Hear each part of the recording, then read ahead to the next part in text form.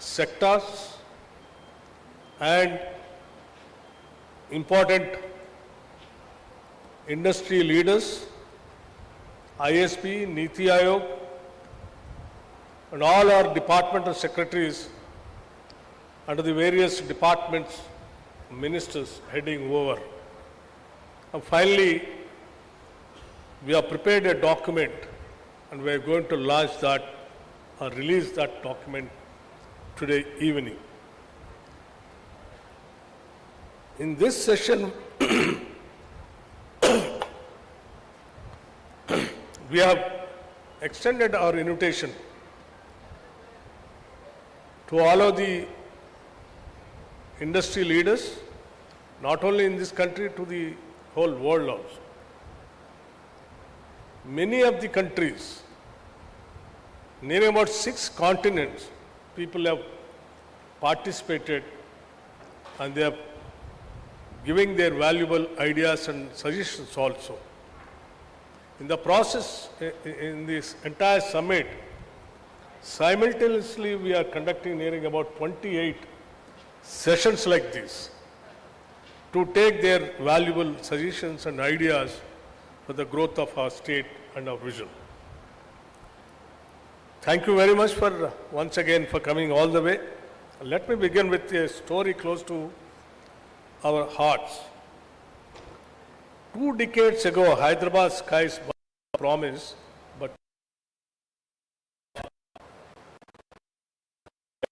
Outer Ring Road, a visionary PPP, annuity model that private partners built in record time, easing congestion for millions and parking economic corridors that now pulse with pharma giants and tech hubs.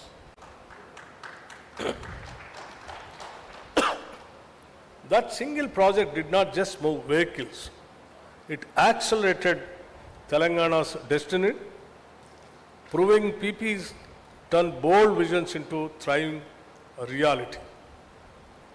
At this Telangana Rising Summit, as we unveil Vision 2047's roadmap to a $3 trillion economy, the truth is stark. Our US dollar 200 billion GST and 37% investment rate yield 70 or 75 US dollars billion yearly.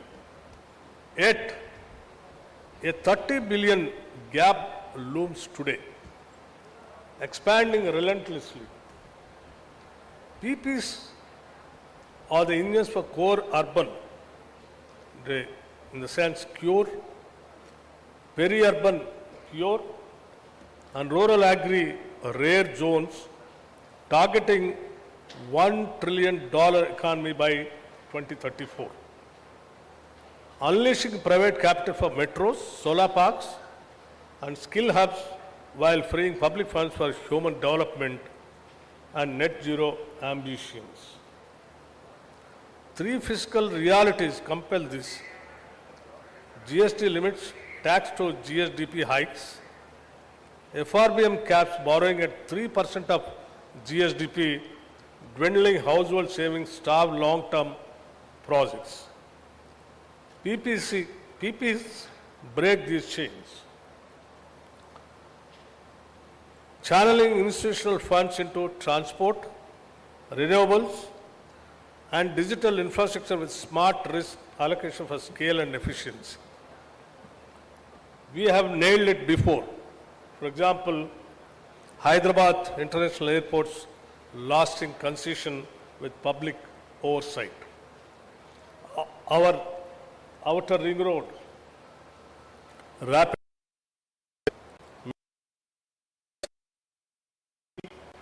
success, all approvals, stable rules, and fair resolutions. Global examples guide us. Chills $15 billion via standardized contracts. Australia's affordable water reliability, UK's outcome-driven hospitals, Canada's transport public-private partners in Vancouver attracting pension funds. Vision 2047 envisages private capital playing a dominant role, with public-private partnerships contributing approximately 10 to 15% of total investment. This contribution is vital for reducing fiscal pressure and accelerating long gestation projects in mobility and clean energy and social infrastructure. By anchoring investment in well-structured public-private partnerships, Telangana creates a scalable financing environment aligned with the long-term goals. Areas of public-private partnerships, expansion in Telangana, transport and urban mobility. As urban centers expand, as you are all aware, the Telangana state is more or less a city. It is expanding in such a way that is how government are also designed like core urban regional economy, like within the outer ring, inside of the outer ring road, beyond outer ring road, in between regional ring road is peri-urban regional economy, and beyond regional ring road, rural agriculture regional economy. That's how the state has been, we have designed to expand our urban area also. As urban centers expand, demand for metros, BRT corridors and road systems will grow more and more. Public-private partnerships can support construction and operations through predictable payment structures, ensuring high service quality for capital-intensive projects. Renewable energy and emerging technologies. To contribute to India's 500 gigawatt renewable target is also a huge target, where Telangana can use public-private partnership for solar parks and hybrid zones. Long-term power purchase agreements reduce developer risk, which is possible in the energy sector. Public-private partnerships are also applicable to grid-scale storage, green hydrogen and industrial decarbonization. Logistics and industrial infrastructure, if you see, supporting sectors like pharmaceuticals and electronics requires robust logistics. Warehousing, cold chains and multi-modal parks can be delivered via public-private partnerships, where the state provides land and connectivity while private partners fund facilities. Even digital and data infrastructure also. Artificial intelligence, cloud computing demands significant digital infrastructure today. Public-private partnerships models can facilitate data centers and fiber networks by combining public utility provisioning with private technology investment, positioning Telangana as a digital hub.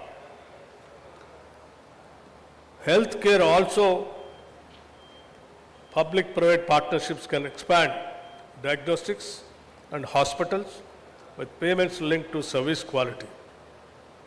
Education partnerships can support digital classrooms and skill centers. As already we have started skill centers in our state, like, one skills university, which is already started here in this Bharat Future City, where we are conducting this seminar. It is on the construction of the classes already started in other campus. Maybe very soon, in another 3-4 months, we are going to inaugurate that building also here. Apart from that, way back when we started nearing about some ITIs, nearing about 65 ITIs, old ITIs. The moment we came to power, the present government, we have converted and all these ITI centers as advanced technology centers, where the skills are taught there in those centers. And now, apart from 65, another 40-45 centers we have newly sanctioned, nearing about 105 centers in the entire state. Now the skills centers are started with public-private partnerships. many of the industry leaders involved in this skills university and advanced technology centers also. Their participation, they deciding the syllabus, they are selecting the academicians, and they are teaching and taking them into their companies as their workforce or talented human resource. So, outcome-based contracts here, workforce contracts tied to job placement and skill development programs. And water and sanitation also, performance-based models can enhance operational efficiency.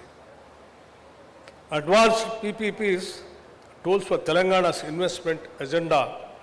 To attract long-term capital, the state can employ sophisticated instruments, partial risk guarantees, mitigate regulatory risk to attract institutional investors. Outcome-based financing links payments to specific indicators, learning outcomes like aligning public goals with private operations. Blended capital combines public capital with private investments for innovation-driven sectors. Revenue-linked models like strengthen viability in sectors with stable user fees. So these kinds of areas where all the public-private partnerships can be taken a serious partnership kind of a thing, and your core area where you can really concentrate and join with us in the Telangana Rise for the 2047 our vision of reaching our $3 trillion economy by 2047. So, request is to financial institutions like ADB, World Bank, or Blackstone, or any other, for example, the other friend is also here, like all your people can think about the Telangana. Telangana is the one state in this country which is attracting not only the states of this country, the whole world is looking towards Telangana. The kind of infrastructure what we have already given and what we are going to give to the state are going to be a biggest strength for the investors. And it is a heaven for the investors to come here and to take part in our rise. So I request all the financial institutions to take part. Our vision document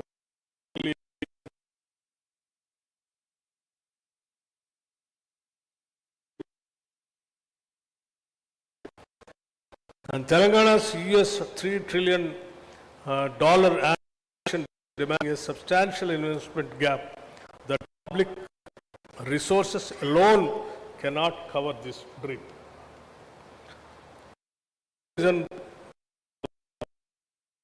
Making all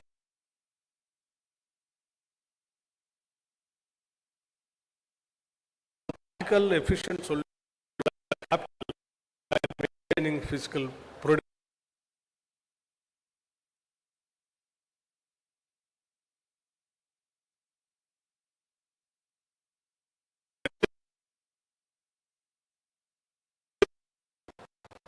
Transparent contracts and realistic risk allocation. Used strategically, public-private partnerships will be instrumental in converting Telangana's development goals into concrete infrastructure and social outcomes. So, once again, I'll conclude. I'll not take much of your time. We are all waiting for your valuable suggestions also. My only request to all the participants, please go through our document which we are going to release, and wherever you find you want to invest and the state is ready to invite you, welcome you, and you all aware that Telangana's Atma is hospitality. Our hospitality is our philosophy. And whoever comes here to invest, and whoever joins with us in the rise of Telangana, we will treat them as our family members, and we will embrace them and carry them along with us. Thank you very much.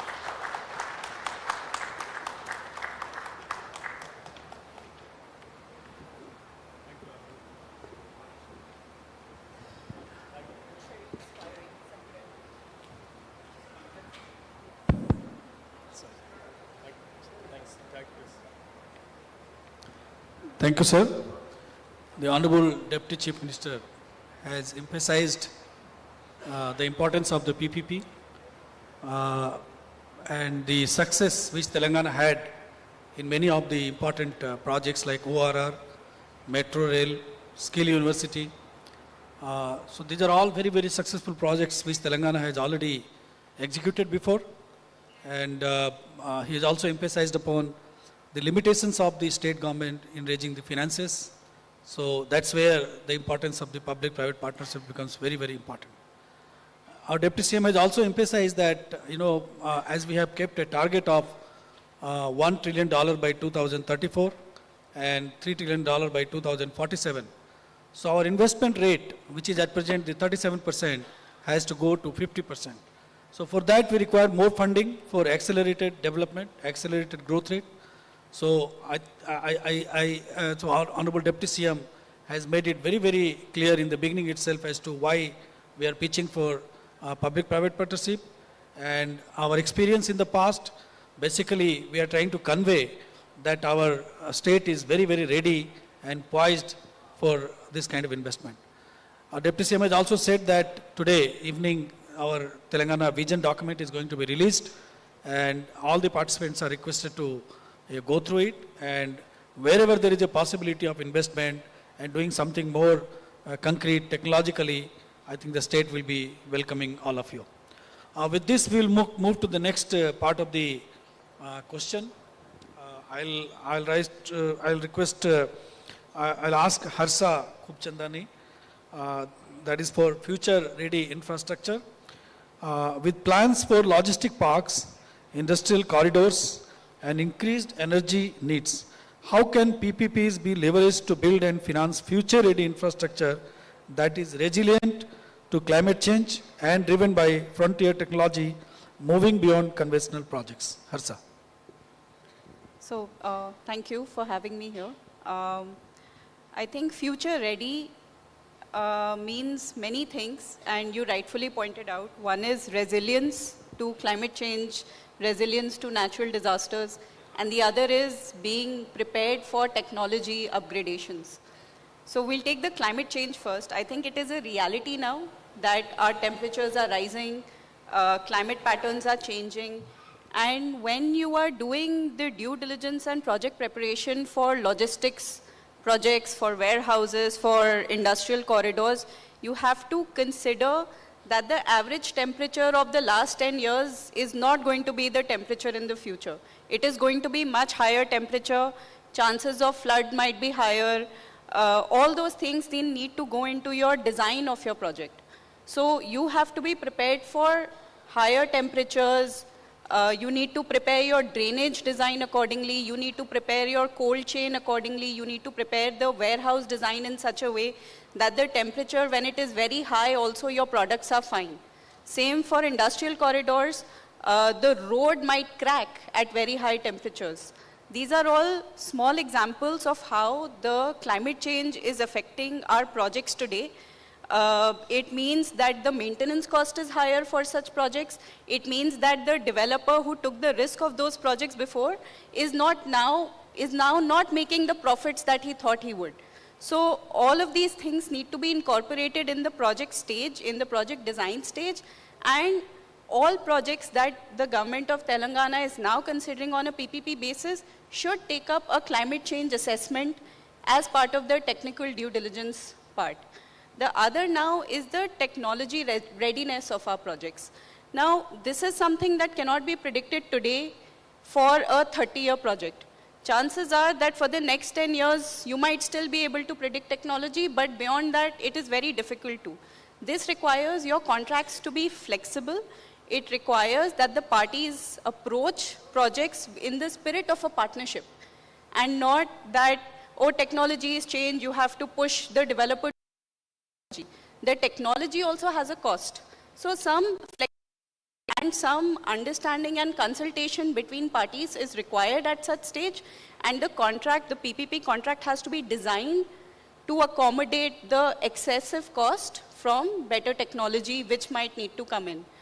These are just some examples, but the bottom line of what I'm trying to say is that a lot of the work has to be done at the preparation stage. Please prepare projects carefully, take the time for the due diligence, and then when you bring them to the market, the industry prefers certainty around projects and well-prepared projects. Thank you, Harsha. I think you have touched the moot point of this climate, readiness, where it's very, very important that when we prepare the plan or prepare the DPR, it is very important that we keep the climate readiness in mind and future rising temperature in mind. And she also spoke about technology, readiness. As we all know, the technology is moving very, very fast, and the technology which is today may not be there after 10 years. It may be something else. So flexibility in the plan is also very, very important when we do the PPP, so that investor is very, very confident about it. So thank you, Harsha. And I will move to the next question. I request Mr. Gauri Shankar about green infrastructure. Given Telangana's focus on green energy, what innovative PPP models can be used for large-scale renewable energy projects and sustainable public transport systems while ensuring a viable return on investment for partners? Honorable Deputy Chief Minister Garu, Shri Sandeep Garu, fellow panelists and dear delegates, chala santosham ivala participate chese dantlo in this great event that is being organized at such a short notice. On the specific question of what models can be adopted, I think it's fairly simple. I mean, PPP projects evolved because these are largely very, very long-term projects. Some of them take 20, 30 years. Financial viability is quite challenging, and that's the reason why it was felt that a public and a private enterprise should jointly solve for it. Otherwise, each entity on its own would find it challenging. So in the most important question of green energy and more sustainability linked infrastructure, the models, even before we get into the models, I think the critical aspect that one has to address is how is the risk being quantified and how is the risk being mitigated. Because for any project to be deemed attractive for private capital, it has to be first bankable. For projects to be bankable, as all of us know, andaru home loans teesuntaru, it's you know how banks do their diligence and know what are all the questions they ask. So any project should first qualify the bankability aspect of it, and that means the risks have to be quite clearly quantified and the risks have to be quite clearly mitigated. That is the first step in the process of making any PPP project viable in that front. And the second thing is, Hyderabad and the state of Telangana is at the forefront of technology.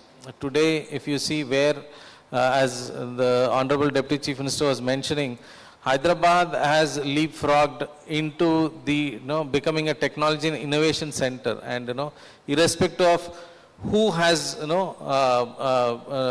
been, coming to look into India, they all want to end up a large part of their share of investments and a large part of people coming and setting up shop end up being in Hyderabad because it is a technology center. And in terms of for green energy per se, because this is something which is absolutely critical for any industry that you're operating, whether you are in the hardcore renewable space for its own sake, or if you're in the IT space, or you're in data centers, or you are in any other logistics or transportation, how you power it through green energy is becoming very critical. To fund these projects, therefore, these long-term projects, in addition to risk mitigation funds that should be taking, a lesser portion of the risk. For instance, you could come up with public financing of, let's say, for every 100 rupees capital that there is someone else, the local communities through the government and through the public are actually underwriting the risks of the project and are serious about the execution and the completion of the project. So that is one community-based private partnership model, which I think can be serious. The other part is because this lends itself into sustainability linked loans, this has to be sort of, definitely become, both of these can be bridged together, and, sustainability linked loans, which are measurable, kind of, ensures that there is incentive and there is cost optimization. Three point you have touched.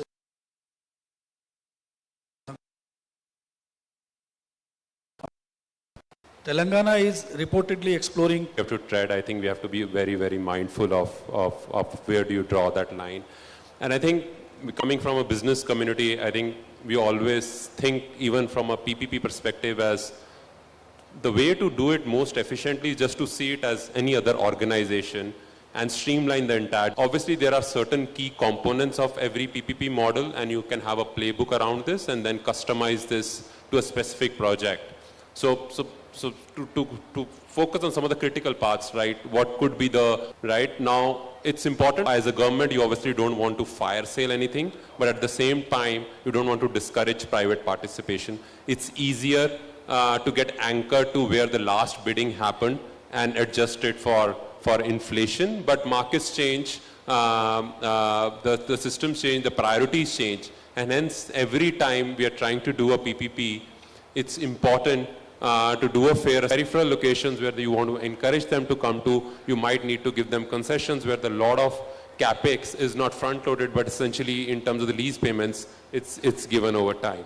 I think the third critical component of any ideal public-private partnership, I would say, sure that the execution contract is watertight and there is no speculative bidding. So whether it's about the lockouts on further sale, whether it's about allocating a particular piece of land for affordable housing, or some of those, or standardizing the entire unit mix and pricing mix to ensure that everybody is aware of what the variables are and what are we playing around to create value or generate returns in this PPP. And I think from a government perspective, when you put all these three things together, you overlay this with how do you actually account three things together, you overlay this with how do you actually account for this. And for again, two critical bits. One would be, so not to confuse them with a recurring revenue expenditure and not plan your budgets around this. And effectively to keep improving this efficiency,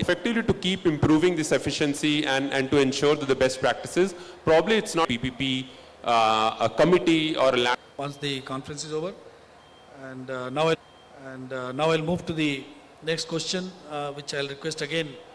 Rightly pointed out with a lot of component. So that's one way to look at it, which we are seeing in Mumbai being done big time.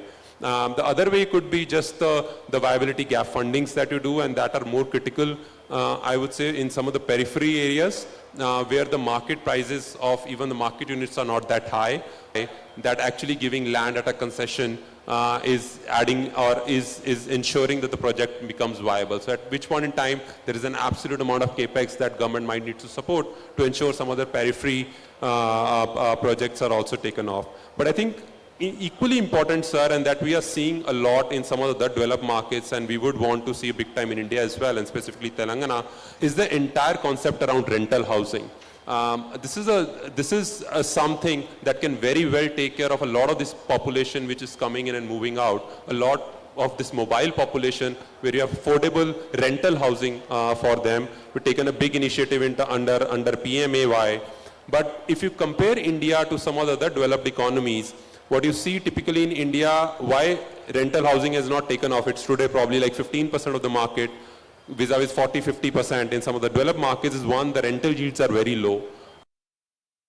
the rental yields in a house in India are probably close to 2-3%, the financing rate of 8%, vis-a-vis some of the markets like US and Europe, where the rental yields are close to 6 and the cost of financing is 5, right? So the delta where a lot of private parties are not able to come and actually support affordable housing. And despite these positive yields, a lot of government, like in US, sir, if you're building an affordable housing, you actually get construction cost linked tax credits. So essentially, if you're spending $100, you get that $100 back as tax incentives, which you can monetize over the next 10, 15 years. And what these developers do is actually discount that cash flow upfront and secure capital from the private equity guys and reduce their overall cost, right? In some other countries in Europe, including Germany, they essentially give 60% of the cost of construction as loans, which are at very marginal rates. They are backloaded in terms of principal repayment, and actually if you deliver ahead of the milestone,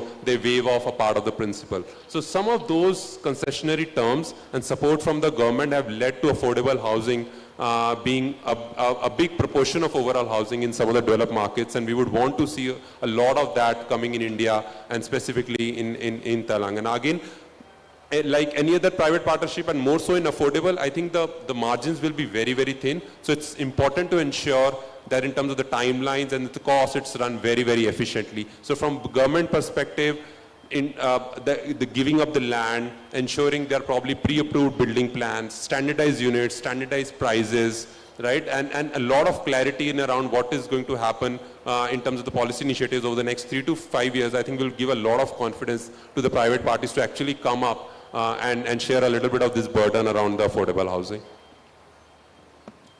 I think what Mohit just raised about this rehabilitation plan, I think the Mumbai has a great example of Dharavi slum rehabilitation. So I think that's a good idea. Then you spoke about this viability gap funding. I think with the cost of land rising, the cost of housing also is rising very much in most of the urban parts of the country. So I think that's also a good idea. And you will be happy to note that our government is going for massive housing for poor people. Almost 20 lakh housing in next 4-5 years is the plan, and the cost of one housing is more than 5 lakh rupees. So that's going to be a big housing project. Almost 2.5 lakh to 3 lakh houses have been grounded. They are getting constructed. So housing is definitely a priority for the government, and we are also thinking of the middle class housing, and that's where the whole challenge is. So in that case, your rental housing scheme, which you said, I mean, you mean to say the government should construct houses and give it on rent, because in private sector it doesn't work out, because the rate of returns on rent is much lesser than the bank interest. So I think good ideas have been given by you. So we'll definitely discuss all those points, and appropriate decision the government will take in due course. Now my next question to Mr. Gauri Shankar again about the alignment of vision. How can the state ensure that individual PPP projects, which often have a 20 to 30 years lifespan, remain agile and aligned with the evolving priorities of the Telangana Rising 2047 vision, especially with the shifts in technology and climate goals? It's a very interesting question, and like I was mentioning before, one of the most critical risks that are there is the long-term nature of the PPP partnership that happens, but the world evolves, and of late the world is evolving much faster. The first step would ideally be to break up a long-term contract into multiple smaller contracts.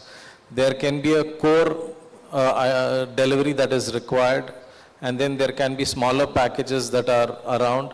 And some of these smaller packages can then be, instead of giving out one tender and fixing one contract which tries to bind all the moving parts in one framework, and then which we'll struggle to unwind as things evolve, break up the contracts into multiple pieces so that each time as things evolve you have smaller packages to concentrate on. This helps in understanding the issue that is being addressed better at the early stage itself, and also when things start evolving, it is easier to address those on a piecemeal basis.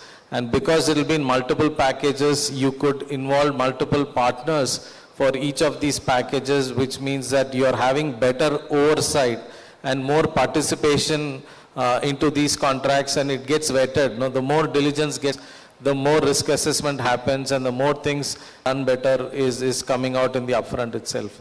And the second thing which one could look at is actually kind of reimagine how you measure performance itself. If I mean, let's say an example. Let's say the government wants to build a road, and the road building is required as a part of decongestion. There's a lot of congestion. We relook at it in a different manner as a performance-based, which is, I know actually people and the public need is what is the time that if you actually look at what is being tendered out and with that you bring in, when you put that, post that problem set to professionals, they are going to come up with solutions which may not have been thought through initially itself.